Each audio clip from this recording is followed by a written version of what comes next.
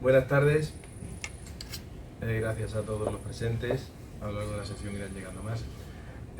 Nos encontramos en la penúltima conferencia de este curso, la última conferencia de un ponente internacional, y en esta ocasión nos encontramos con la ponencia del profesor Sam Abdoul. El profesor Sam Abdoul es director de estudios de posgrado en el Departamento de Economía Agrícola, Ambiental y de Desarrollo en la Universidad Estatal de Ohio. Sus principales intereses de investigación se centran en las áreas de economía ambiental y economía del desarrollo. La investigación del profesor Abdoul ha sido publicada en las principales revistas de economía y finanzas, incluyendo The Journal of Law and Economics, Journal of Financial Quantitative Analysis y una serie más de revistas internacionales adecuadamente indexadas. El profesor Abdoul, al mismo tiempo, es un gran maestro que tiene más de una veintena de doctorados repartidos por diversas universidades de varios continentes. Hoy nos honrará con la conferencia en español Sistema de Gestión Ambiental Global en el siglo XXI. Como a otros ponentes, y es una alabanza sincera, thank you so much for being here. It's an honor for our university that you are here to give this lecture. Gracias, profesor Abdoul, es un honor para esta universidad. Con su presencia nos honra y enriquece el nivel de la Universidad de Juan Carlos. Thank you so much. Thank you so much, Professor Raul, for the very, very kind introduction.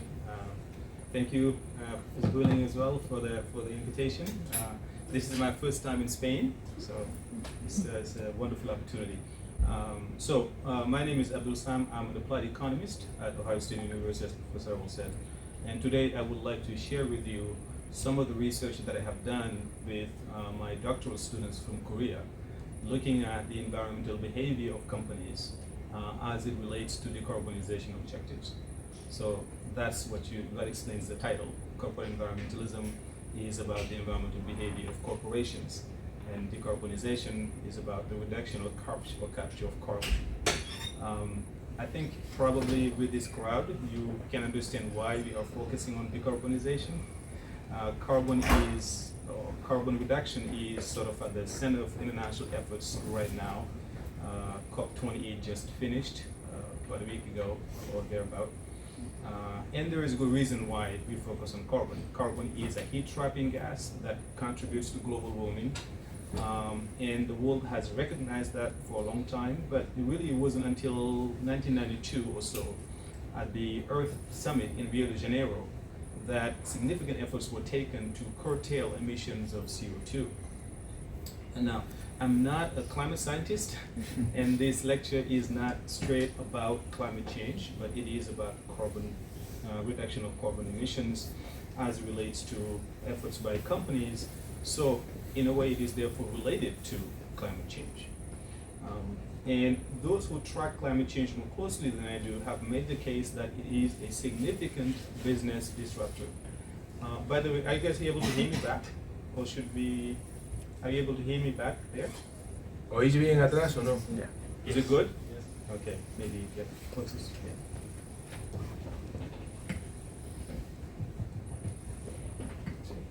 Is it good? Yes. Okay, well, hopefully one of these two work. Oh, that's fine. Yes. So climate change has disrupted the way companies do businesses in a number of ways. It has affected supply chains. It has caused physical damages to business infrastructure in some cases, and it has also led to a rise in insurance costs as well. I have here a picture that sort of illustrates the increasing frequency of severe weather events. That includes droughts and hurricanes and flooding and cold spells, etc. This is by no means an exhaustive sort of catalog of all the weather events. It's just a sample of some events that typically don't occur but have occurred and have made significant impacts on businesses. So I'm going to focus on the top left here in Canada. So back in 2021, there was a drought in Western Canada that affected the supply of mustard seeds in France. French mustard. Apparently, a lot of it came from northern Canada. It was an unusual, significant drought that led to that disruption of supply chains. And in the same area, there was a flood in the port of Vancouver that also led to a disruption of French fries for McDonald's in Japan, leading them to reduce the portion of their French fries. Some people might say that's a good thing. The French fries are too big anyway. But again, it's just a way to illustrate how the sort of significant weather events have been happening and how intensely they've been happening, how that is affecting businesses, and so they're forced to rethink how to deal with climate change. But it's not just these direct effects. It is also the fact that most of the countries throughout the world nowadays have come to the realization that we have to do something to stem global warming, climate change. And therefore, they are passing regulations, environmental laws, to move away from fossil fuel-based energy systems to energy systems that are based on renewable energy, cleaner energy. And obviously that has significant ramifications for businesses, because if a law is passing that you cannot use oil or natural gas or coal, or you have to use it in a limited amount, that changes the way you do business, that adds cost for you. And you have to deal with it. Whether you like it or not, it is a law. And that recognition has really sunk into a lot of these companies. They understand now that the world is moving in a different direction, and a lot of them are making these pledges to be carbon neutral by 2050. In fact, the entire EU area wants to be carbon neutral by 2050. And a lot of Spanish cities, Spain is at the forefront of these efforts, are trying to be carbon neutral by 2030. That's a very ambitious goal in many cases.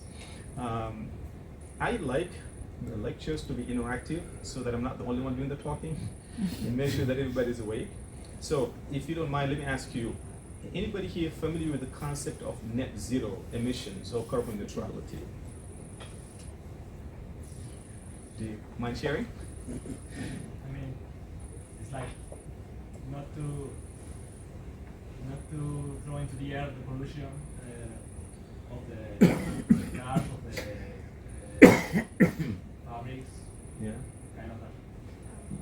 Yeah, it's related to, yeah. Mm-hmm. Did you want to add something? Yeah, so it's not only that, but to compensate what you emit. Yes. Exactly. That's the key word, compensating. So the goal is to, as you correctly said, companies have what we call unavoidable emissions, at least in the short term. They have to use certain technologies, fossil fuel energies. So that emits carbon emissions, emits carbon into the atmosphere.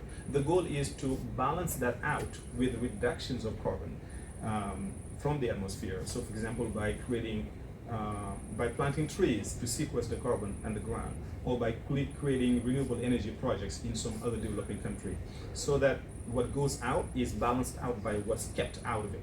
So they have a net of zero. Something going up, 2,000 tons go up, you reduce by 2,000 tons, so the net is zero. That's the idea of climate neutrality. Now, a lot of companies have been making these pledges. People have been looking at this. In reality, is iffy. A lot of the times, really, what they claim and what they do are not the same thing. So it's not so clear that these are, that these efforts are indeed working. That being said, a lot of companies are indeed making these pledges, and some of them are trying really hard to live up to those goals, or to those pledges. So, how did we get to the point where climate change is so much at the center of every country's policy discussion, the world's interest? To answer that question, we have to go back to the Industrial Revolution, which started in the second half of the 18th century and went through a number of phases, and the most important one being the Second Industrial Revolution, which started roughly 1850 to about 1914.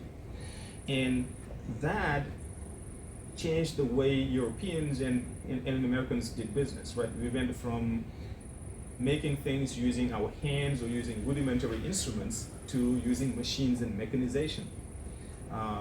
And undoubtedly, that has completely, improved people's living standards, right? People became healthier, they became richer, productivity increased by a lot. You can do so much more with a machine than you can do with a human being. Those gains, however, were on the back of the use of fossil fuels, heavy use of fossil fuels, right? Oil, coal, natural gas. Those are the kinds of energy sources that really fueled the industrial revolution. And we somewhat are kind of paying the price of that today. And those sources of energy are highly polluting, right? They're not very clean. And the picture that you see there on the right exemplifies the dirtiness of some of those sources of energy, right? So pollution, this is pollution, out of smokestacks. Pollution doesn't discriminate, right? It affects everybody. It is a byproduct of manufacturing.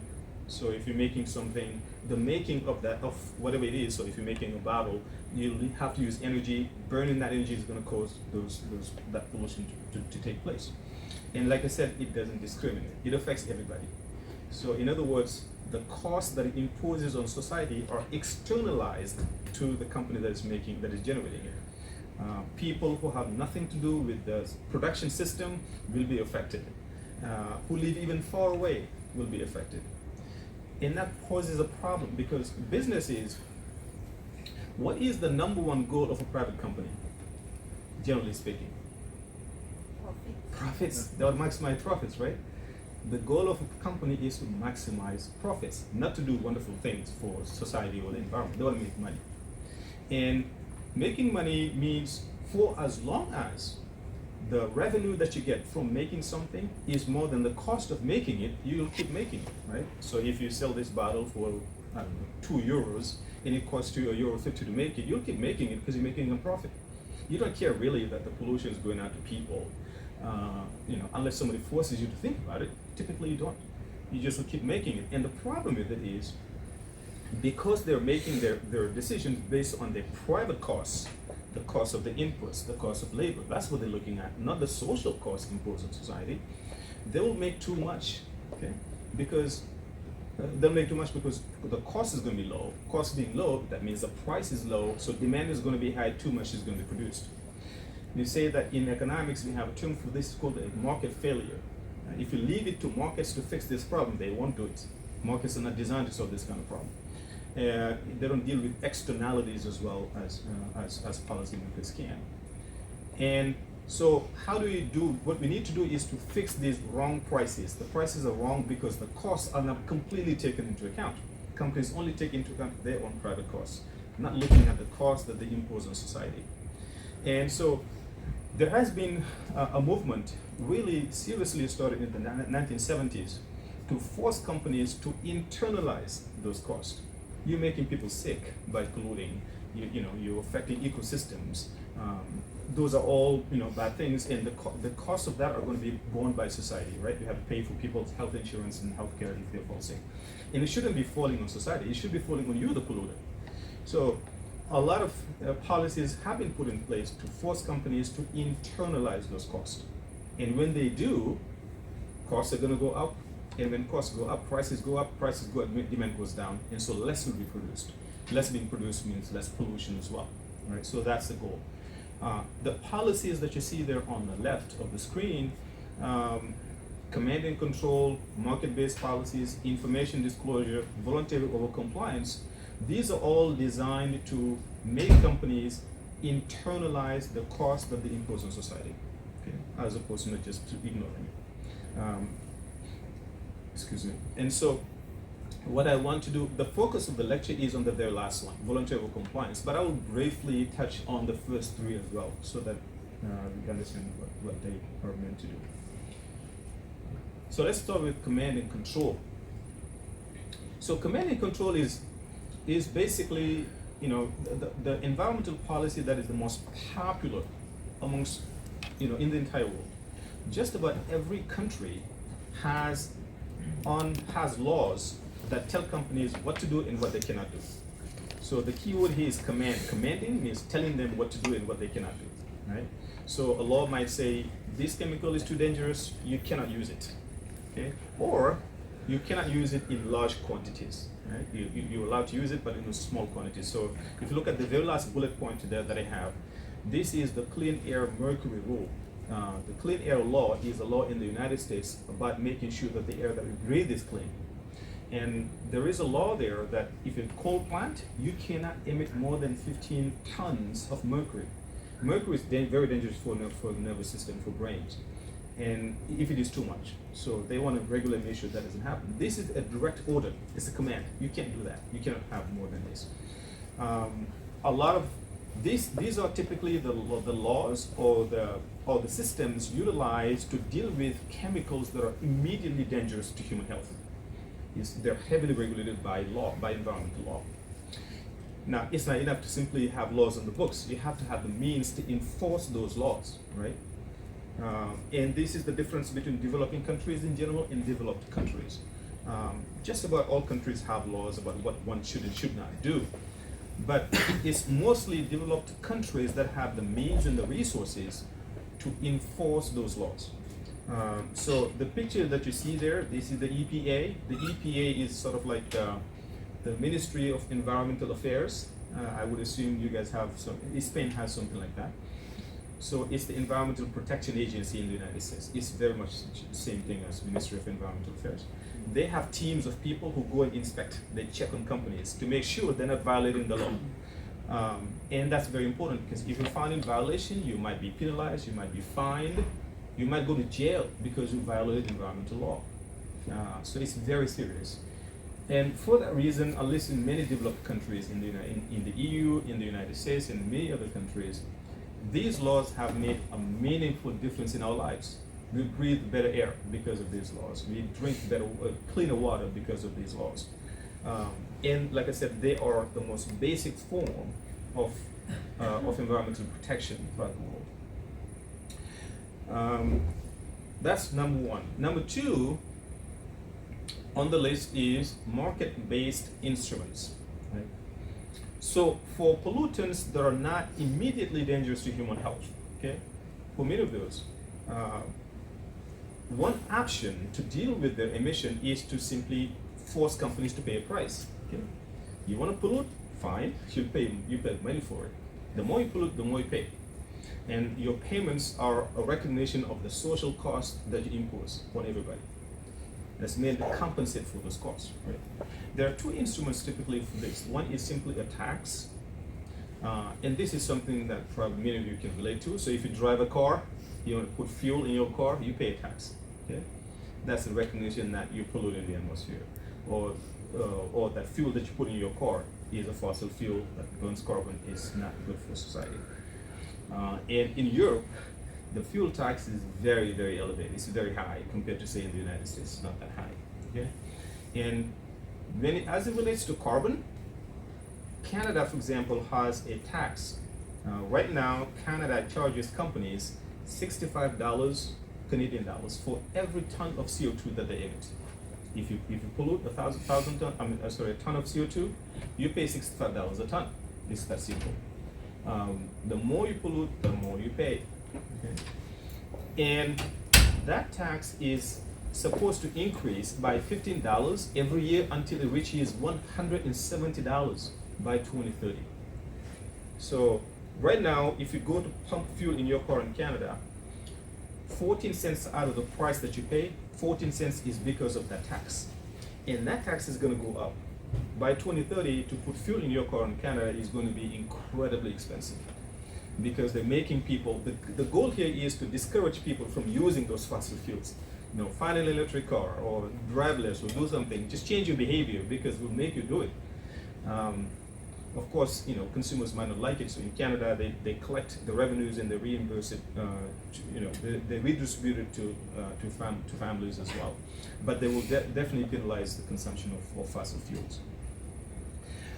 The other way to do it is to use a market mechanism. Is to create a market for trading carbon. Okay, there's something called the cap and trade or cap and trade. Okay? Anybody familiar with the notion of cap and trade?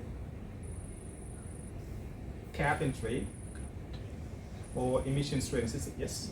That you have like some sort of permits that every country has, and you want to pollute more, you can buy another country's permits to pollute even more. Yeah. It's basically the notion, except that I would say not necessarily from country to country, but it can be within one country as well. Now in the EU, EU has a whole integrated market, so that could be applicable. But we have it in the United States, we have it in Canada, in California. We have it in the northeastern part of the country, the RGGI. We have disintegrated markets, but the EU has a wide market for this. So the Kyoto Protocol in 1997 suggested that one way to deal with pollution is to create a market for it. Create a market so that people can discover what the price of carbon actually is. And cap and trade means exactly what the name suggests. The first step in it is when the regulator, the environmental agency, or the Ministry of Environmental Affairs will simply cap emissions and say, let's say here we are a country, all of us here, we are some country, and I am the Minister of Environmental Affairs. And I looked at our data last year, so last year, let's say we produced 1 million tons of CO2. And I want to bring that down to, I want to bring that at 10%, which means that I want to go from 1 million tons of CO2 to about 900,000 tons of CO2. I want to cut down, right? You don't want to go up, you don't go down.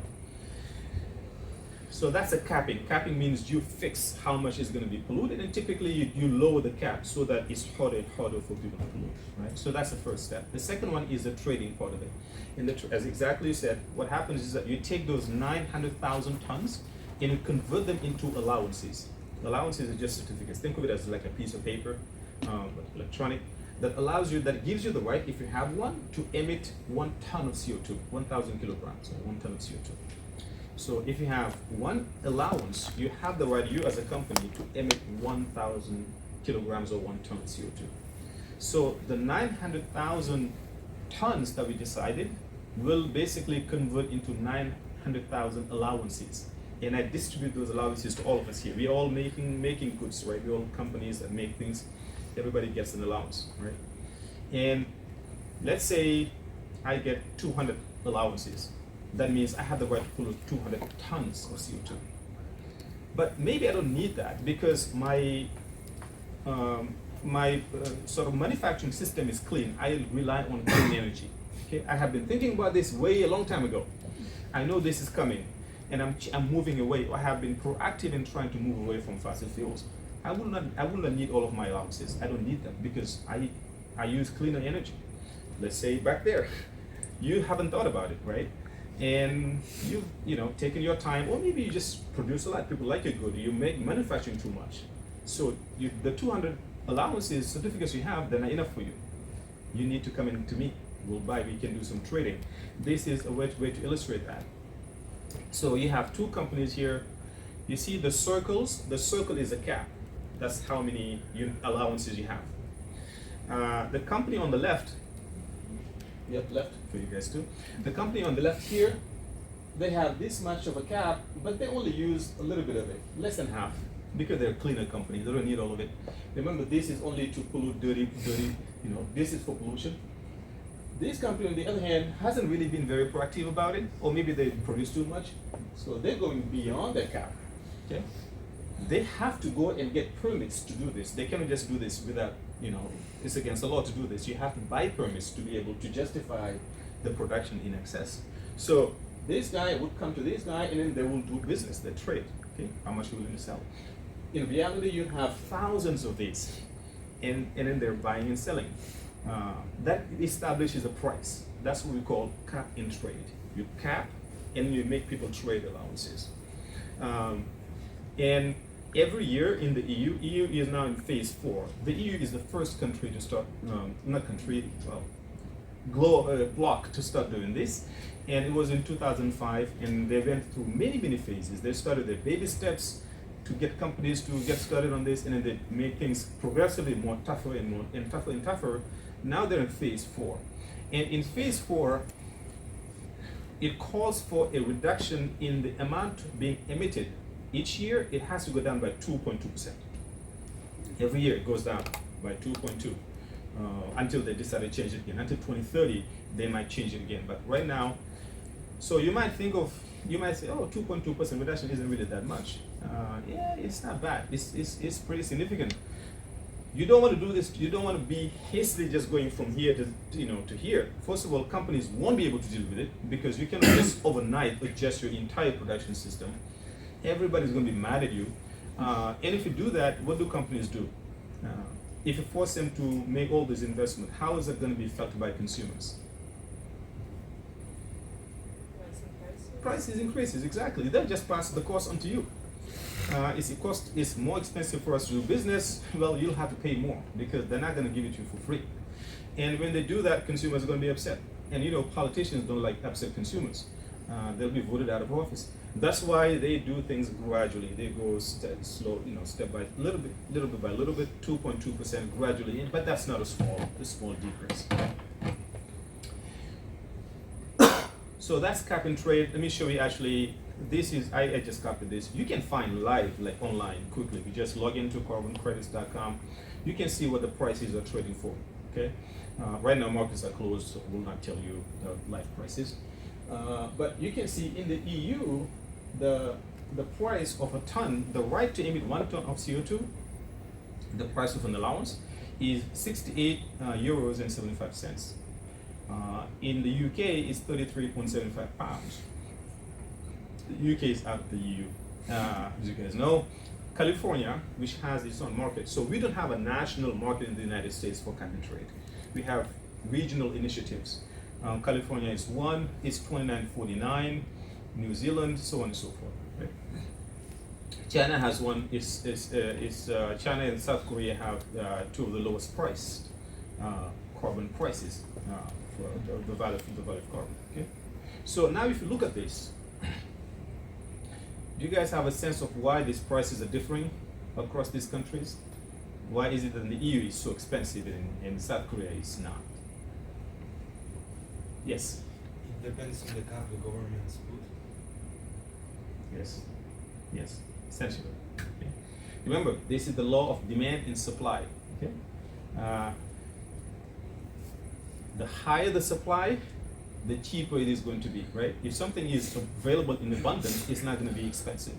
So if you make it so that the cap is not tight at all, everybody has all the allowances they need to produce whatever they need to produce. They don't ever need to buy from anyone. Well, it's not going to be worth anything. So you have to really play with the supply to determine what the price is going to be. The EU is being very tough on companies, and that's what you see reflected here. And they've had a head start. They've been doing that for a long time. And this is also part of the reason why the EU has something called the Carbon Border Adjustment Mechanism, CBAM. I don't know if you guys have heard of it, which was passed recently. It's going to go into effect in 2026. So CBAM is essentially a policy that says, look, we Europeans, we pay a lot to avoid emissions. We don't want companies that make goods and services in countries that don't do the same thing to come and flood our markets. We don't want that. It's not fair to our companies. We make them pay so much. We don't want other products that are producing very cheaply, don't care about as much as we do about carbon emissions, to come here and basically unfairly compete against our companies. So they created something on the carbon border adjustment. So if a product comes from, say, China or Senegal, I'm from Senegal, or some other country that doesn't have the same standard as the EU, they will pay for this, okay, for the difference between the carbon there and the carbon here. Okay, this is called the carbon border adjustment. They have to adjust so that the prices are fair. That's the idea. It will go into effect in 2026. All right, so we talked about two mechanisms to force companies to internalize costs of pollution, right? First one is command and control for pollutants that are immediately dangerous to human health, generally speaking. And the second one is market systems, or in this particular case, taxes or cap and trade. Okay. And the third, yes. But in the first case, for example, with the Canadian carbon tax, Mm-hmm. how do they calculate the tax, the social cost of the pollution? Yeah. So there are methods to compute the social cost of carbon.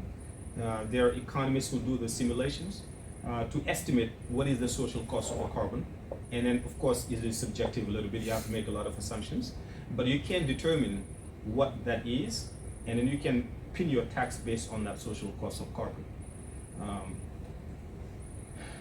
give you an example. In the United States, during the Obama administration, The EPA was asked to do this, to estimate the social cost of carbon. In other words, if a company puts a ton of carbon in the air, what is the cost of that to society? Okay? And the cost can happen in so many different ways. Right? And because carbon doesn't discriminate, it can travel, it can be anywhere. They looked at the overall cost of carbon and came up with a number that is fairly high. When Trump came into power, Donald Trump changed the calculations. Okay? And the number became extremely low. So there are it's not an exact science, it is a bit subjective, and it depends on the philosophy of the implementer of these environmental policies and laws. But in terms of the determination of the tax, it is based on that. It is based on the estimation of the cost to society of a ton being emitted into the atmosphere. Okay? Because it affects our health, it also affects agricultural productivity, it affects migration, affects income. You have to look at, typically we look at integrated economy models to do simulations of what that's going to be. And there are experts in the EPA in just about any country nowadays to do that.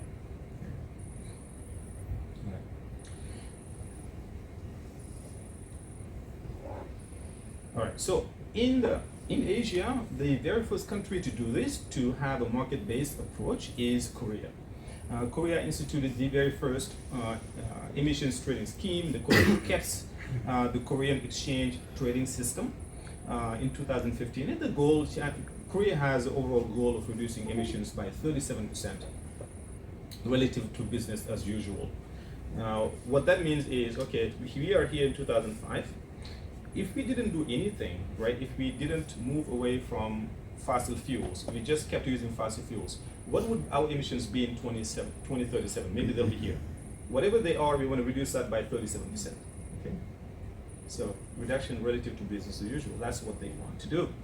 And to do that, one of the policies that they've put in place to allow them to do that is the KEPS, the Carbon Emission Trading System in Korea. And the goal is to be, I'm sorry, that's my second point here. So China also did the same thing, implemented the largest emissions trading system in 2021. Well, China being China, if they involve in something, it very quickly becomes the world's biggest. So China is home to about 25% of goods and services, goods manufactured in the world. And not surprisingly, them being involved, if it is taken very seriously, could make a significant dent in carbon emissions. But they started this recently, so they're also going through the baby steps that the EU and other countries have, and that's why you see the price being fairly low. A lot of industries right now are exempted. They don't want to do this rush too quickly and potentially hurt their economy. But their goal is to be carbon neutral by 2060, and if that happens, I think it will be very, very good for all of us. The third prong here is sort of list in the taxonomy of environmental policies is disclosure of environmental data, or information disclosure. The picture that you see there on the right, this is a picture of a tragic event that took place in Bhopal, India in 1984. Has anybody here heard of the Bhopal, India incident? No? Bhopal. I probably didn't write it here. So Bhopal is B-H-O-P-A-L. Sorry, I missed it. Oh yeah, actually you do. Bhopal, India. And if you guys have the slides, if you click on them, it will give you more information about it.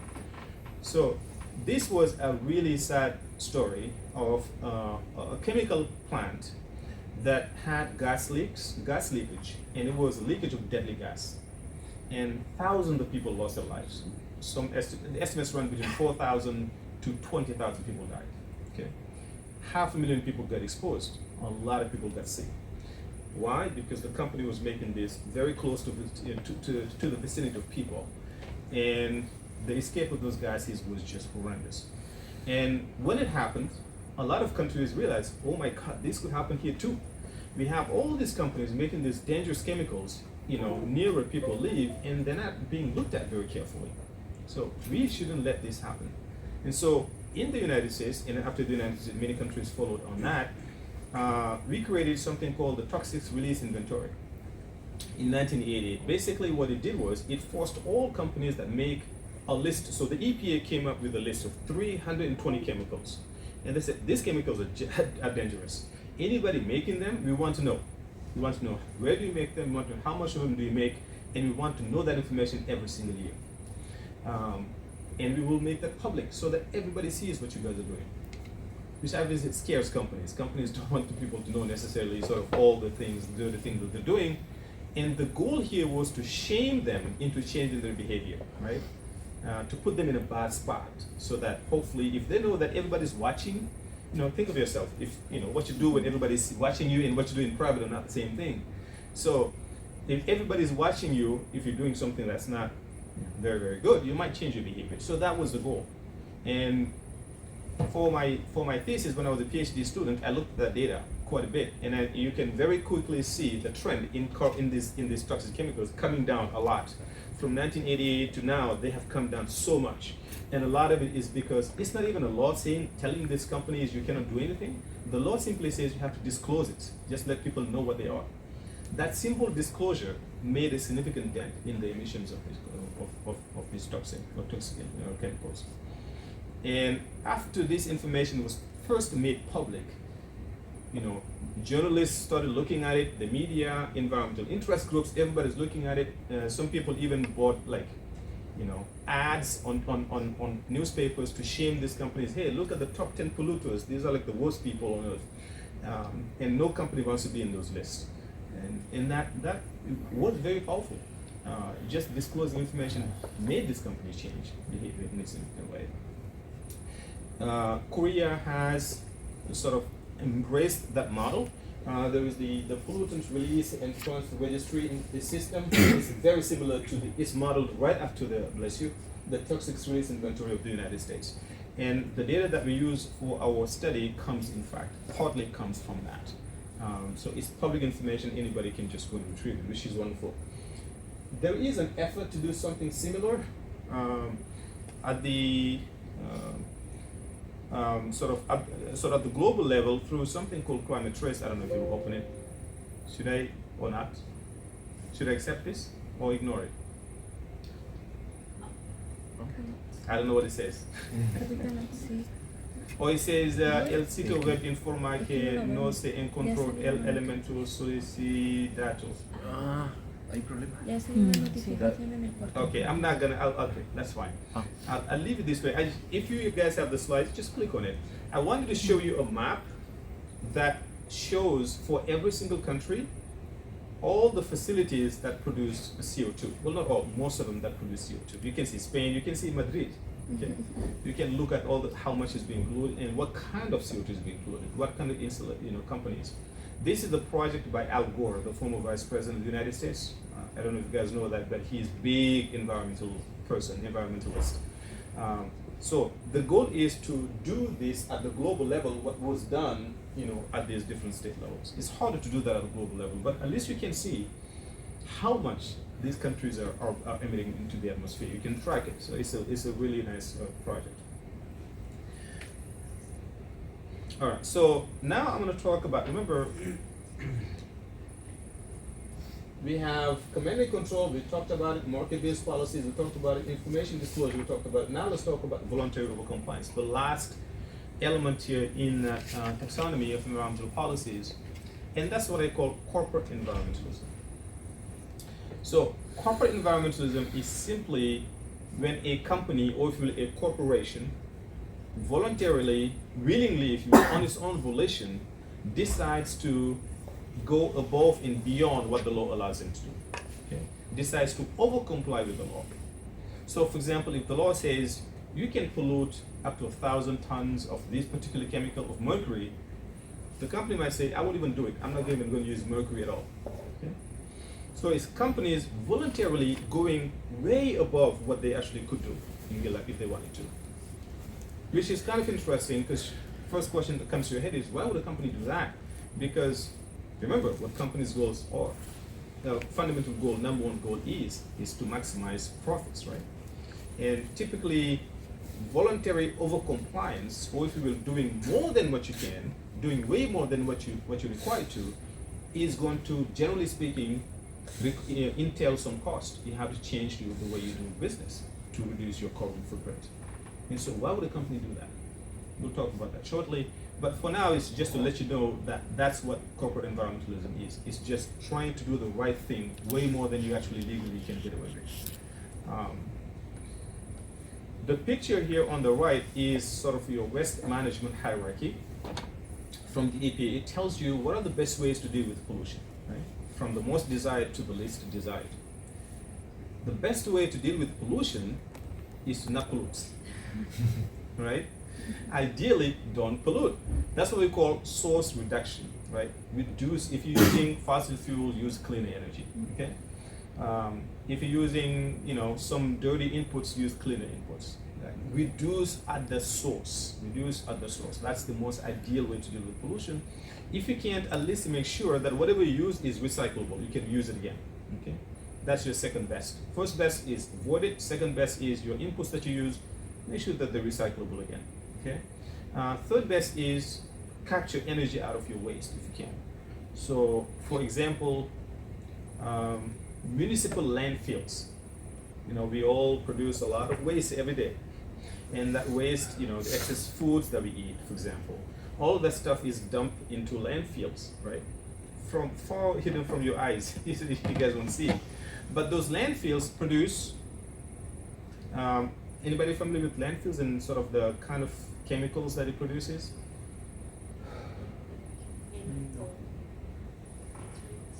Yeah, so it will produce a lot of gases, but the key ones are carbon and methane. Okay, methane in particular is a huge problem because methane is 20 to 25 times more potent than carbon dioxide. In other words, its potential to trap heat into the atmosphere is far worse than that of carbon dioxide. And a lot of countries are trying to capture methane from solid waste because solid waste generates a lot of methane. So you can have technologies where you capture the methane, and then since it's a gas, you can actually convert into energy, and then you can power your house or something like that, so that it doesn't go into the atmosphere, cause a lot of damage. So that's called energy recovery. You can do that. You can't do that. The worst part is treating or disposing. Disposing means just dumping into underground wells or something like that. Or you can treat by shredding or flaring, all that stuff. Those are not desirable. So when we talk about corporate environmentalism, we're talking about the top rung here. What is it that you can do to avoid emitting pollution as much as possible? Okay. And there are two broad there are two broad categories of environmentalism. Maybe categories is the wrong word here that I'm using. But ways of classifying, if you will, corporate environmentalism. Corporate environmentalism can be organic. Organic here simply means that companies themselves, without being pressured or without being induced by anybody, decides on their own volition that they want to do the right thing. So after what happened in Bhopal, India, the chemical manufacturers, they got together and they said, we cannot let this happen again. This is way too bad, it's way too dangerous. It's obviously not good for our image. We have to do something ourselves. Let's not wait for the governments to tell us what to do. Let's do something. Let's have a code of conduct to avoid, to significantly mitigate the risks of this happening ever again. And they created something called the Responsible Care program that has been hailed as a success in its own right. In that it has, made significant changes in the environmental behavior of many of these companies.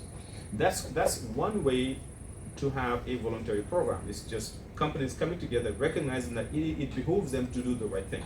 But they do this collectively.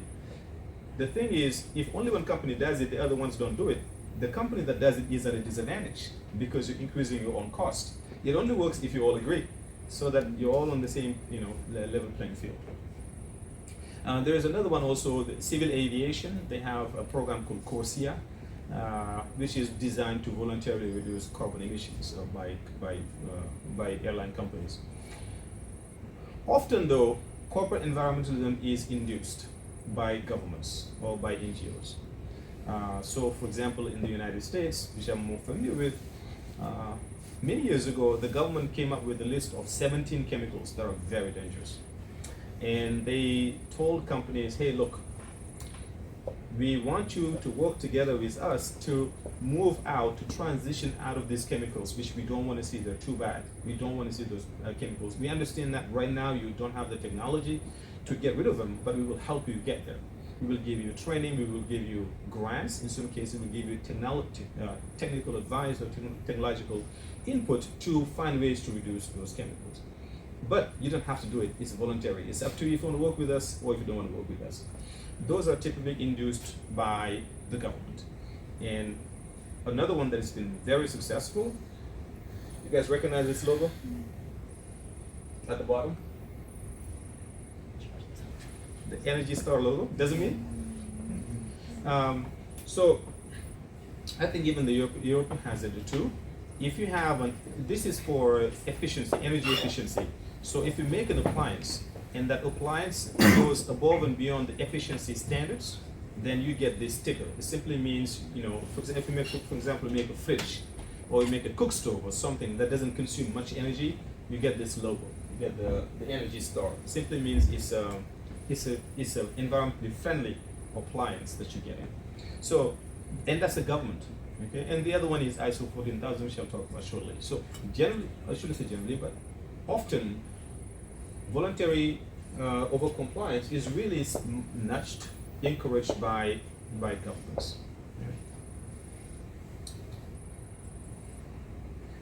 All right, so we can view this as a two-stage process. In the first stage, companies decide if they want to participate in these voluntary programs, right? I choose to be part of responsible care, or I choose to be part of, Energy Store. As a company, it's your choice. Do you want to over-comply, do more than what you can, or do you simply want to do what the law requires you to do? Okay? Do you want to go above that or no? It's completely your choice, right? And the key question here at that point is, why would a profit-maximizing company want to take additional costs on for when they don't have to? There's nothing that says that you have to do it. Why would you therefore do it? So, for example, in the case of the chemical that I just talked about, the 17 chemicals that the government identified as being very dangerous, only 12% of the companies invited participated. They invited 12,000 companies. Only 1,000 said yes, we'll help you. Everybody else said no, we're not doing it. It's expensive. So why would a company do that? That's the first question. Yes?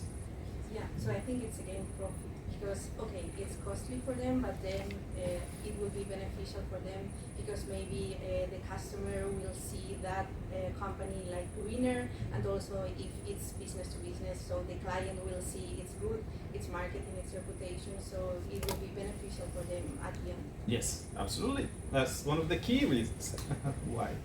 Right. Great insight. We'll talk about that very shortly, but it's mostly a marketing incentive. There are other reasons, but that's the key one. Bless you. The second one is, okay, you have decided to do this. You've volunteered. You're going to be doing this. Do companies actually honor their pledges? Do they actually make their commitments, respect the commitments that they have made? Anybody here heard of the concept greenwashing? Greenwashing? Mm-hmm. See a lot of people nodding their hands. What does that mean? Yeah, so you say something, but you don't fully. That's not fully true. Yes. Because maybe you're saying that you're making incredible efforts, but at the end of the day you're not doing that much, and the figures. Maybe you're reporting some figures, which have some assumptions that don't show the reality. Don't materialize in reality. That is true. 100% true. Exactly. That's what greenwashing is. It's when you claim to do the right thing, but in reality you don't. Okay? When people look under the hood, they find that you're not really living up to that.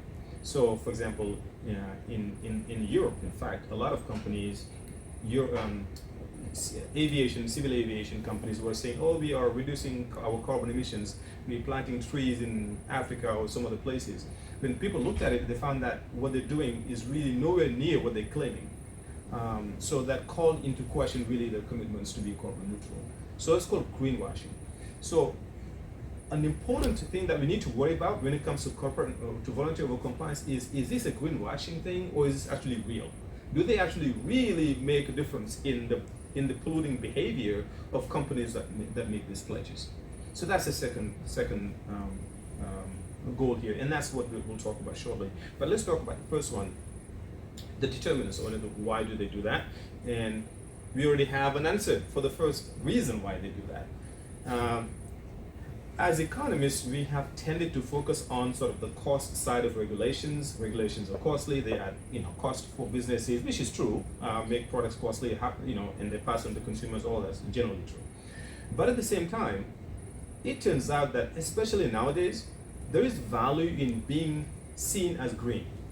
There is value in being able to portray yourself as having a clean environmental record.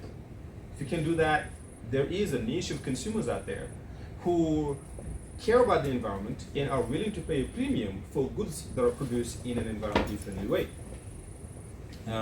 And that niche has been growing for a long time now. Think about the electric vehicles, right? Or think about in fact, when it comes to electric vehicles, I'll give an anecdote here. Toyota came up with Prius. Prius back in 2000, maybe late 1990s and 2000. Prius is a hybrid, uses a hybrid technology. It doesn't need as much fuel as other cars, right? They did this some 25 years ago. At the time, what was the price of gasoline? You guys don't know, you're too young probably for that, but I went to the United States in 2000, and at the time, the price of gasoline was less than $1 a gallon. A gallon is almost 4 liters. Less than $1. So it costs literally nothing to fill up your car. Yet, so in other words, the Prius at the time wasn't really, if you drove one, it wasn't for an economic benefit. It was way cheaper to drive a fossil fuel car. But a lot of people bought it, and it became popular to the point that now Toyota looks like a genius by thinking about it way ahead of its time. Now you drive a Prius really for an economic reason, because it will save you money because gas is so expensive nowadays. But at the time, it wasn't that. People bought it because they care about the environment. They care about something that didn't use as much fossil fuel, and they were willing to pay more for it, right? That's the goal. We have a niche of people and a growing niche of people who care about the environmental quality of the products, and they're willing to pay a premium for it. And that's important, because what it means is, that we are competing no longer just on price, we are also competing based on environmental quality. And that is an important piece. So there's a marketing incentive to be seen as green. I have another paper. One of my students looked at organic baby foods in the United States. So she collected a huge data set, 500,000 observations, looking at sales of organic foods, baby foods. Anybody familiar with the label organic, what it means? Something organic, like an organic product. What does that mean? So it's done without fertilizers, Yeah. with no toxics like. Yeah. No pesticides, no synthetic hormones or synthetic fertilizers and so forth. So it's better for the environment. Okay. What she found was that parents are willing to pay up to 27% more for baby foods that have an organic label than for baby foods that didn't have any such label, even though the safety of these two is essentially the same, okay, based on all studies. Why? Well, it could be that they're concerned about the sort of fragility of the digestive system of babies, or their stage of growth. That's definitely, but it could simply be that they care more about the environment. Okay? And even though in terms of health, it's not really different, they will pay so much more, which means it's valuable to you to be organically certified because it can sell for more. Okay? So one of the key determinants, therefore, coming back, is that there is a market incentive to be doing this. And many surveys back this up. So this is the Gen Z survey in 2020. I'm sure numbers have changed by now. That 73% of Gen Zers, Gen Z, I always get mixed up, but I think Gen Z is late 1990s to middle 2010, to 2010 roughly, maybe 2012. That's the Gen Z. A lot of the younger folks, the younger generation, are more and more willing to pay for for premiums for goods and that are certified as green. And you can see that here, this is the pink line here, this is 2011, the green one 2019. So from 2011 to 2018, the number of people who said they're willing to pay more for environmentally friendly goods went up from 31 to 43%. Okay? And I'm sure it's going even further by now. So as a business, if I see that, I want to portray myself as green because I can capture that people, that segment of people. And then there's another survey based on Google Trends, Google online searches. This is across the EU, some countries in the EU and the United States, and as well as globally. You can see that from 2016 to 2020, the Google searches about sustainable products has been steadily increasing. So what this all tells you is that the entire world, the community seems to be caring more and more about sustainability. And that's reflected in what you see the policymakers doing through these COP events. Okay? Now, there are other determinants. Oh, you skipped one. It's not tremendously important, but simply to say that investors know that now. Okay, investors understand that. They for example, Dow Jones has the sustainability index. If you wanted to invest in a company that is clean, you can do that. There's a separate index for that. All of this, is simply to say that companies they understand that there is a growing perception that many consumers really care about the environment, and if you don't respond to those expectations, you are going to sacrifice profitability, and they're trying to find ways to do that. Now, other important determinants. Okay. Besides the marketing incentive, companies do that, do this for a variety of reasons. One being scrutiny, additional scrutiny, right? You don't want the media to poke around looking what you do, or environmental interest groups. Sometimes they're very powerful. They lobby. They have boycott campaigns, against companies that are viewed as irresponsible or not doing the right thing, not behaving ethically. Companies typically don't like bad publicity. Okay, so that could be a reason as well.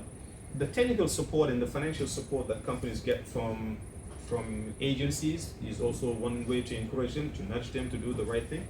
In the US, sometimes they have grants. There's a grant program for companies that behave voluntarily for certain programs. And there certainly is technical sharing, sharing of technical knowledge to help you. For example, if you wanted to capture methane from landfills, the EPA will give you a lot of help doing that. And sometimes companies behave this way simply because they expect that, hey, if you don't do this, the government is going to come and get us anyway. Okay? Sooner or later, they will regulate these chemicals. Sooner or later, they'll tell us to do this. So let's get ahead. Okay?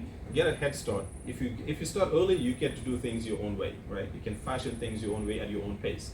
If you don't, and the regulations come down on you, you don't have any time to react. And sometimes that threat is made explicit by the government. Again, if you guys get a chance, click on this. It'll take you to a video about an interesting case back in 2019. This is in California. So California is one of the most progressive states in the United States, right? It's more like a European in terms of environmental thinking country.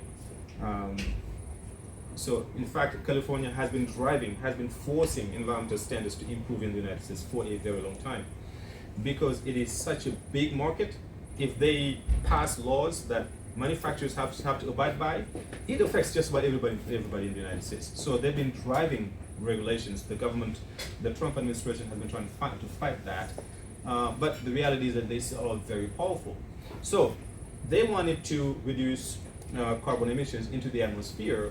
And one of the biggest culprits for that is dairy farms. California has huge dairy farms.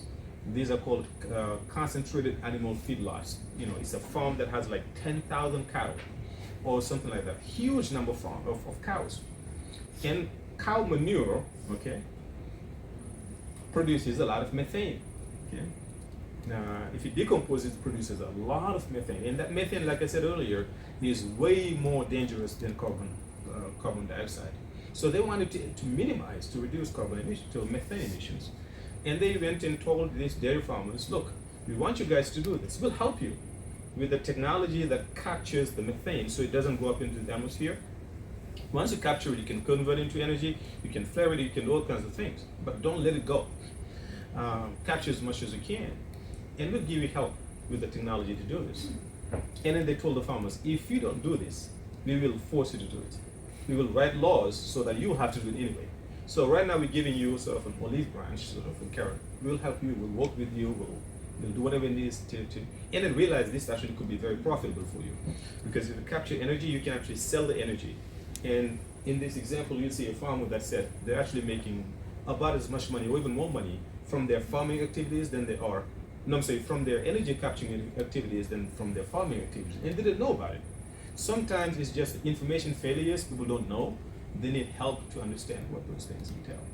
So often the reason why companies do the right thing is simply an anticipation that sooner or later this is going to be forced on us, so let's might as well get ahead. So it's a strategic thinking, if you will, that way. Now let's look at the, oh, sorry, go ahead. Yes. Regarding the first bullet, like I wonder about this pressure, when the pressure goes in the other direction, like the ESG anti-woke in United States, in some states, like how companies behave, you know, in that atmosphere with different positions and everything so polarized. Oh no, that's so true. That's an excellent point, by the way, that you bring, because the United States is somewhat different than the EU in that respect. It tends to be a more business-friendly country. Actually, regardless of who's in power, Democrats or Republicans, it's a business-friendly country. But now, when Republicans are in charge, it's different. Generally speaking, it's way more business-friendly in terms of interpretation of environmental law and enforcement of the law. So, and you're right, because there is a sentiment. There is a segment of the population and a segment of policymakers who don't like ESG. And they will call us, you know, in the Senate or in the House, they might grill some of the CEOs. Why are you doing that? You're being woke, you know, you're doing this and that. And we just met recently with some, I forget their name, somebody who works in a carbon trading company in the United States. And they said they avoid the words, some words they avoid, they call it, they avoid some words that will sort of make people suspicious that they're being ESG. They use like clean transitioning, for example, very creative words, so that they'll still do the right thing by investing in clean energy transition, but they wouldn't call it ESG. They want to avoid some of those words. So it's a cat and mouse kind of game that they're playing. I think the recognition is that, hey, look, the world is moving in this direction, that's where we need to go. But at the same time, we have some resistance from a segment of the population, a segment of policymakers, and they don't like it. They think it's woke. They hate it. And honestly, some of them are in power. They can make your life difficult if you do that. So they've been trying to be very creative in how they approach and how they balance the. But it is true. It is 100% true in the U.S. for sure. Yeah. Good point. Now let's answer the second question. Is this greenwashing or do they actually work? Right? And this is very, very difficult to answer because it is really program specific. You cannot say that all corporate environmentalism fails or all is greenwashing or all of it is successful. No, it really depends on a case by case. And so in this particular case, we look at the ISO 14000 program, which is an international standard developed by the International Organization for Standardization, ISO. And ISO is a group made of 167 countries, and their goal or their sole purpose is to establish a bunch of standards. They have standards that are technical, that are non-technical, across a whole bunch of sectors, ranging from healthcare technology, civil engineering, food safety, quality management, and environmental management. ISO 14000 is specifically a standard for environmental management. Okay. Now, what is a standard? What do you think is a standard? A measure. A measure, yeah. Common procedures. Common procedures. It's very, very key, right? Those two, I can combine them. Those are both right. Okay? Is common measures or common procedures, right? So a standard is basically, think of it as a formula about how to do something, the best way to do something. Okay? So why do we establish standards? So that all of us do something in the same way. Okay? And it's one way to level the playing field, especially when it comes to trade. So some countries have the rap that their environmental processes are lax, not very strong. Their environmental governance is bad. You know, companies get away with all kinds of things. One way for companies located in those countries to overcome that bad reputation is to be ISO certified. Because the certification, what it does is, if you respect what it says, is that whether the product is made in Spain or Senegal or the United States or China, it is made in exactly the same way, the same procedures and processes. Okay? That's what ISO is about. That's the reason why the World Trade Organization was in favor of ISO, because it removes trading barriers. Okay? You cannot say this was it's made this way. No, we all do the same thing. We all follow the same procedures and processes to make it happen. And ISO 14000 is the environmental management. Is the standard for environmental management systems. Essentially, it is a set of best practices that the ISO came up with to say, hey companies, if you want to reduce your environmental footprint, these are the guidelines that you ought to follow. Okay? And it is completely voluntary, it is self-regulatory, you don't have to do it. You are imposing additional regulation on yourself, that's what I call self-regulatory. But if you choose to do it, you have to do it this particular way.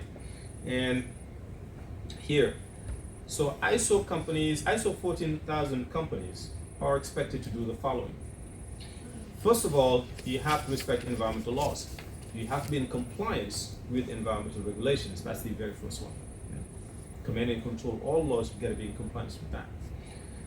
But you have to go beyond that. You also have to be proactive about your pollution goals, right? It's not enough to say, I'm complying with what's today currently. It's about what are you going to do to improve your record above and beyond what the law suggests that you should. And since 2015, the ISO 14000 standard was revised. So ISO 14000 is not fixed in time. As realities change, as technologies change, they change the standard too. They make it tougher.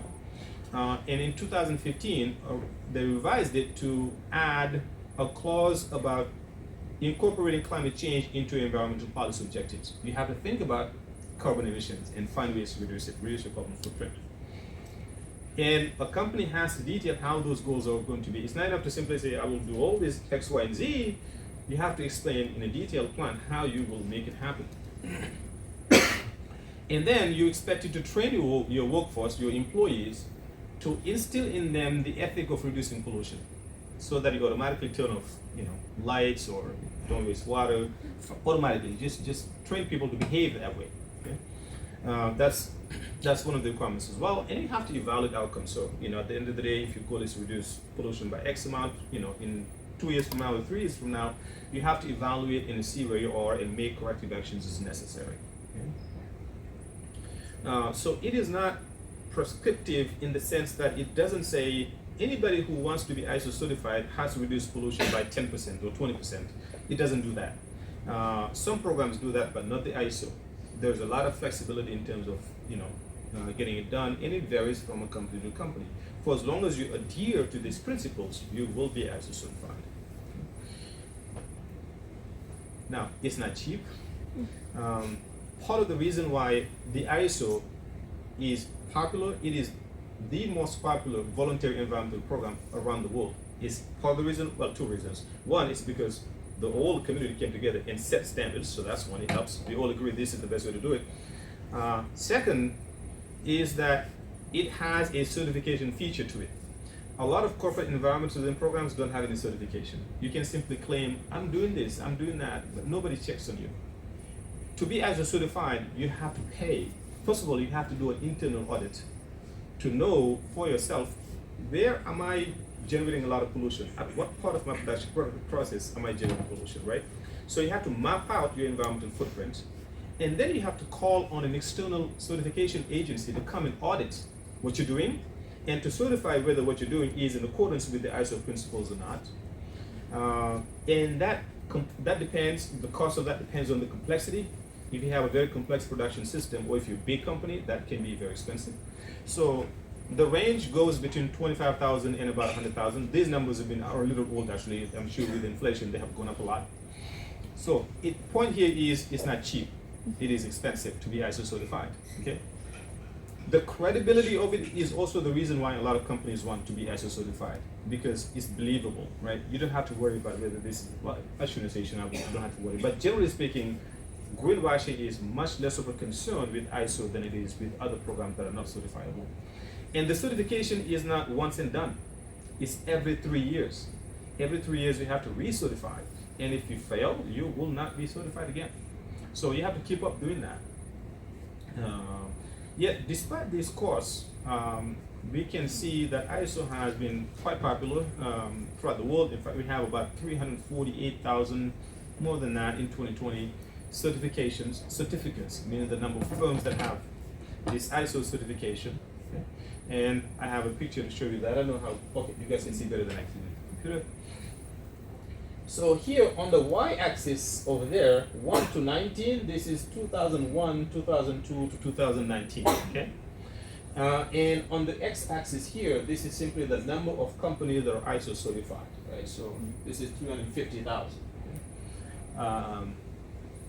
And this is Africa, you can see North America, Europe, Asia, and the Pacific, etc. It tells you the trend in ISO certification. So if you look at this picture,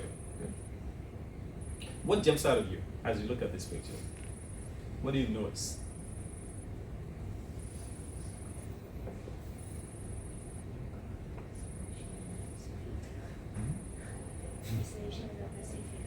East Asia and the Pacific, yeah.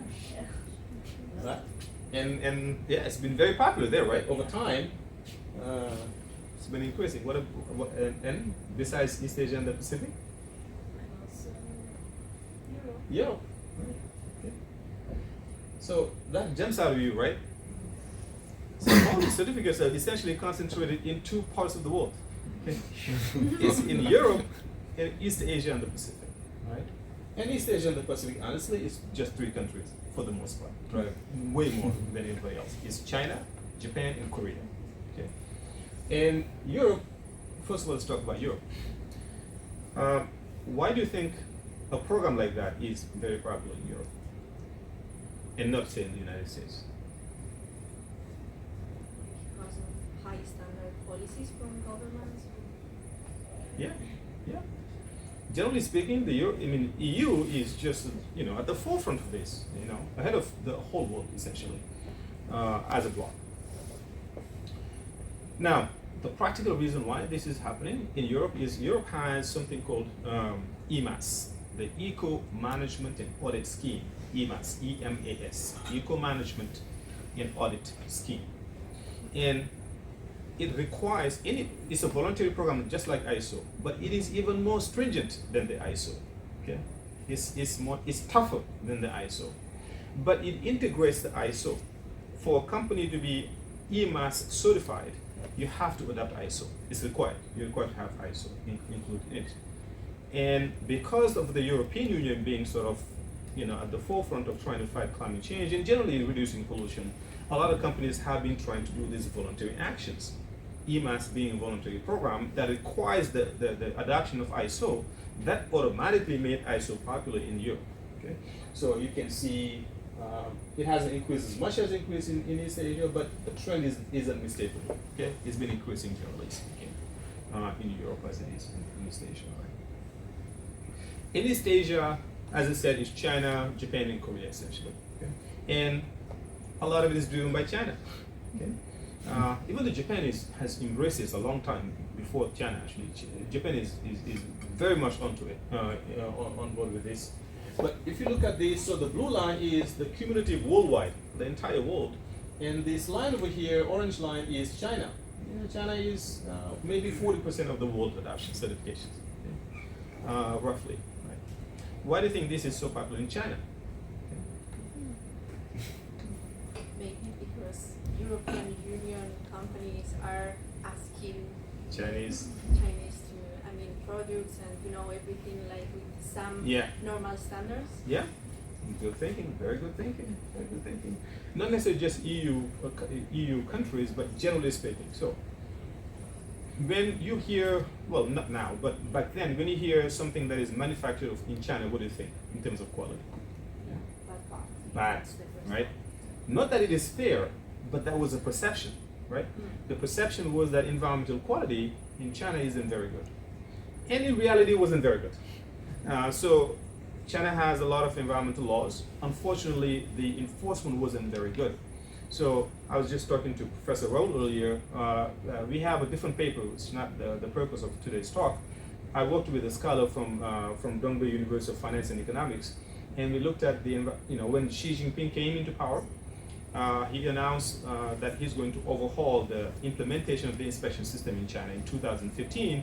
Enforcement used to be done by local administrators, and local administrators were colluding with companies and said, we're not going to do that anymore. The central government the vice premier will be in charge of enforcement of environmental laws.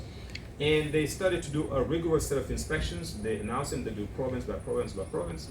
And then what we do is that we look at the cost of those inspections on privately traded companies in the two stock exchanges in China. And we found that they impose significant cost, at least in the eyes of capitalists. The change in regime was very significant. And there was a recognition by China themselves that we weren't doing as much as we should be doing. And they did those changes not just for exports, no, it's for their own health. I mean, the environment was really bad over there. Pollution was really, really bad. And they've been trying to combat that very seriously.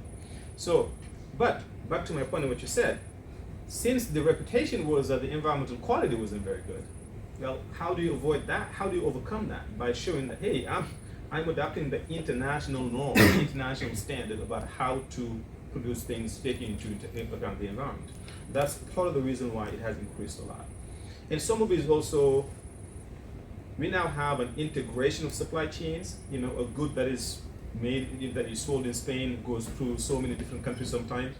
And that also facilitates the propagation of these methods or of these standards across different countries. But it really is a trading aspect to this that has led to such a booming of adoptions of ISO in China. Now, it's not just China. Korea is also very popular. Now, Korea is way smaller than China, but it is very popular in terms of adoption of ISO. You can see this trend accelerating here in terms of adoption. Why is this happening?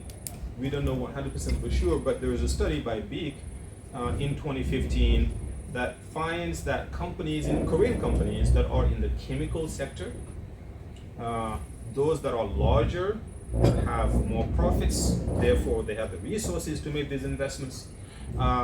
Companies that are exporting to other countries, and companies that have adopted ISO 9001. Now, ISO 9001 is a different standard that is created by ISO. This one is about quality management, making sure that products are made with strong, good quality that satisfies customer expectations. That companies that have already gone through this, they are familiar with the process of ISO. They're more likely to be ISO 14001 certified. But at the same time, it could also be that there's some pressure, we don't know for sure, by the government, by lobby, we don't really know. But we do know that the KETS was established in 2015, and we do know that the government has a goal of reducing their pollution by 37% by 2030. So those objectives have to be, to achieve those objectives, you have to do something. And an ISO could be one way that companies are using to get to those goals, to facilitate the achievement of those goals. By the way, feel free to ask a question if I'm going too fast, or when I'm done soon, we can interact if you guys have additional questions. Now since this is an empirical analysis of manufacturing companies in Korea, let's talk a little bit about Korea. So we talk a lot about the Chinese economic miracle, and rightfully so, right? And China has changed its economy, uplifted millions and hundreds of billions out of poverty in a very record time, in a very short period of time. It's absolutely fascinating what has happened in China. What has happened in South Korea is no less fascinating, okay? Except that it is a much smaller country, okay? Just look at where South Korea was. Unfortunately, it's not very easy to see. This is 1960, 1970. This is 1980. Look at where they were. This is the GDP per capita. It was very low, a couple of $100 per person. look at where the GDP per capita is now in 2020, I think that's what it is. Now it's about 31,000 numbers. It's one of the richest countries on earth. Okay? And they've done that in a very, very short period of time. It's absolutely fascinating. I had the opportunity to visit South Korea last year before our meeting in Bangkok. And it is a very economically developed country. And like I said, they did it in a very short period of time. The GDP per capita is incredibly high. How did they do that? A lot of it on the back of high pollution intensive industries. Okay? Car manufacturers, right? Electronics companies, Sony, LG, etc. Those are, the World Bank qualified as high fuel dependent industries. And that's kind of catching up to them, and they're trying to find ways to reduce dependence on those fossil fuels. Part of the reason why they have this goal of reducing emissions by 37%. Korea is also one of the world's leading manufacturing companies. If you look at it actually as a percentage of GDP, it is the #1 manufacturing company. If you look at it in absolute numbers, it's China by a mile. But if you look at relative numbers, relative to the size of the economy, they are the #1 manufacturer in the world. Twice the rate of other OECD countries, because Korea is an OECD country. And they also rely heavily on exports. They are the #1 exporter as a size of the economy. Again, in absolute numbers will be China, but relative to the size of the economy, they depend on exports more than anybody else. And exporting means trying to have access to the EU, to the United States, to places where people value environmental quality and the environmental record. Right? So those all potentially explain why we see the trend that we saw of significant embracing of ISO policies of the ISO standard in Korea. All right, I'm towards sort of the last few slides here of my presentation, the last two about. So here what we do is we do an econometric analysis. An econometric analysis is simply one that is designed to elicit causal effects. Right? Have you guys heard of the saying, correlation is not causation? Okay. Right. Correlations, do you mind explaining?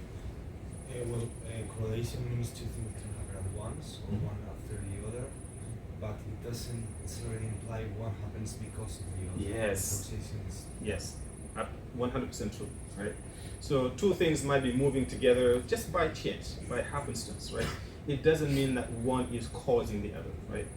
Econometric analysis is concerned with causal relationships. Can we say that the reason why we see a decrease in carbon emissions is because of ISO?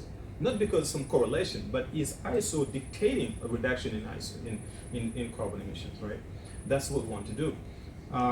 So econometrics is essentially the application of statistical or mathematical statistics to economic data in order to test economic theories. Okay? The theory here that we have is that ISO, because of its credibility, because it is an international standard, is an effective way of reducing carbon emissions. That's our hypothesis that we want to test. And to test for that, we collect data. We have data here on 367 Korean manufacturing companies from 2011 to 2015. So this is not the universe of Korean manufacturing companies, this is just a sample, right? So remember, this is similar to political surveys, right? So if you want to see if a candidate is going to get a lot of support or not, you call them, ask, hey, who are you going to vote for? You're not going to call in the whole country of Spain, you just call a few people, and then you can extrapolate that to the whole country of Spain. So you have to have a representative sample. So we have a representative sample, or we believe is a representative sample, of Korean manufacturing companies. And then we have annual carbon emissions data that is collected from the Greenhouse Gas Inventory and Research Center of Korea. We have ISO adoption data from the Korean Accreditation Board, and we have financial data from the Financial Supervisory Service in South Korea. So we have many different sources of data that we, well, not me directly, my students, got data from and created a database and then did this econometric analysis. So I want to come back to econometrics and correlation not being causation.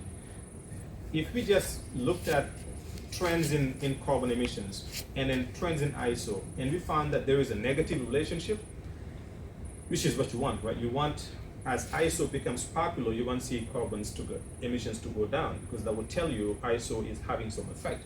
But it's not conclusive, because it could just be a correlation, it could be a coincidence.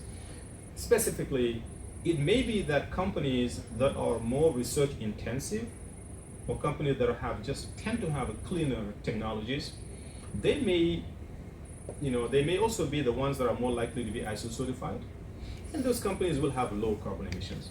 So you might be picking up the effect of companies being just being clean environmentally. That's not because of ISO, that's just because they have cleaner technologies. We want to avoid that. We want to make sure that's not what's going on here. So what we do is we try to hold constant all of the factors that could affect carbon emissions. So think about this way. You have two companies that have similar sales. Okay? Similar sales. They have similar profitability. They have they're located in the same region. Because in Korea, different provinces are subject to different inspection rates, right? So a similar region, we want to make sure that region is not explaining this. So we make sure they're in the same region. They have the similar research intensity. They're both equally intensive in research, right? You control for many factors. And then the only difference between those two is that one is ISO certified, the other one is not. Everything else you hold constant. Everything else is the same. Sales, the same. Size, the same. Number of employees, right? Research intensity is the same. Region, the same. The industry, the same. You hold all of those factors constant. The only difference between them is one is ISO certified, the other one is not. Okay? If you see a difference in carbon emissions, after you do that, bless you, you can credibly say that the reason why there is a decrease in carbon is because of ISO. It cannot be sales because they have the same sales, roughly. It cannot be R&D intensity because they're similar in R&D intensity. It cannot be region, they're located in the same region. It cannot be industrial sector, they're exactly from the same industrial sector. So you hold a whole bunch of factors constant and you only vary one thing, which is ISO 14000 exposure. One is, the other one is not. And then you want to see, are the carbon emissions the same or the different? If they decrease, you can credibly say that's because of ISO and it's not because all of these factors that you're controlling for in the background. Okay? That's what econometrics tries to do. Now, I'm not going to talk about that modeling or the variables that we have. I'll simply give you the final results here. So what we found doing this is that, and by the way, we divided emissions, CO2 emissions into two. There is something called scope 1 and something called scope 2. There's also something called scope 3, but I'm not going to talk about it. Scope 1 emissions or CO2 emissions are emissions that are generated in the site of that. Let me put it this way: it is emissions generated by the activities of the company itself. So, if you're manufacturing something, you're manufacturing on site, the emissions that are generated out of that manufacturing process, that's called scope 1. That's what we call here CO2 from production. Okay, on your own facilities, you're generating carbon because you're burning fuel. Okay, that's scope 1. You are directly responsible for those emissions. There's also something called scope 2, right? To make something, you require energy to generate electricity, for example, to run your installations, and that energy to produce it generates CO2, right? To produce that energy requires fossil fuels often, and that generates CO2. You're not the one directly doing that, but you're demanding the energy, and your demand for that energy is what caused those CO2 to be emitted. That's what we call here scope 2, and this is what CO2 from energy use. So we wanted to see if ISO has an impact on those two separately. Okay, and then what we found was that ISO 14001, on average, this is an average number across all companies, just take an average. The companies that are ISO 14001 certified, on average, have 34.4% lower carbon emissions than companies that are not ISO certified. This is 34.4%, okay? Lower emissions than companies that are not ISO certified. Now that's a huge reduction, right? 34.4. That is accredited to ISO certification. Now this is CO2 from production. And there is a star here right next to this number. the star is an indicator of the level of statistical certainty we have about these estimates, right? This is an estimation. You're trying to extrapolate your findings from a small sample to a much, much bigger population. And how good that is depends on something that we call standard errors or variation in the data. And the more stable your results are, the more confident you are in them. And if you see this star in econometrics, that means we are reasonably confident, strongly confident that this is a real effect. It's not some, some spiritual thing. It's a real effect that we find. We found something similar, but this is not statistically significant. We don't have the same level of confidence that this is real, that this is different from zero than that this is different from zero. Okay. We are significantly sure this is not zero. This is a significant effect. We cannot be so sure about this effect, okay, even though it is negative. Right? So, in a nutshell, and this leads me to my last slide, what we found in this particular study is that as it comes to, or as it relates to ISO 14001, that it is a credible mechanism for achieving decarbonization objectives. It really can help countries get to that goal of reducing carbon emission. Now, it doesn't mean that this is the best way to do it or the only way to do it. No, not at all. The best way is really to avoid some of these technologies. But in the meantime, we can find that at least when it comes to Korea and their goal of reducing carbon emissions by 37%, that this could help them get there.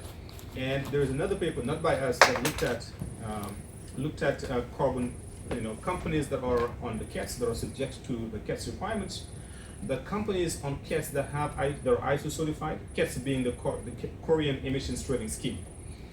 Companies that are listed there and are ISO certified are cleaner than companies that are not ISO certified. They are getting closer and therefore don't need as many certificates, if you will, to trade as companies that are not ISO certified. So it seems to be, at least in the case of Korea, and that's one of the limitations of the analysis.